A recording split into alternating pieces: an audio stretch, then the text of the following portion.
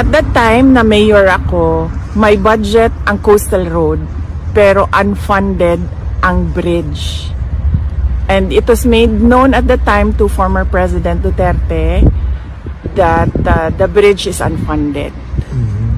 At siya ay naghanap ng paraan para mabigyan ng pondo yung budget, yung bridge. So noong nakahanap siya ng pondo ay sinimulan yung negotiations, sinimulan yung mga planning, lahat ng paperworks para doon sa bridge na yon ay sinimulan na.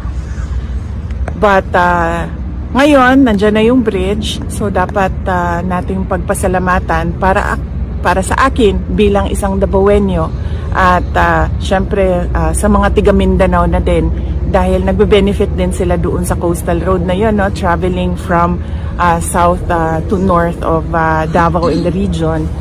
Nagpapasalamat kami kay dating Pangulong Rodrigo Duterte dahil hindi siya tumigil sa paghahanap ng pondo para doon sa tulay.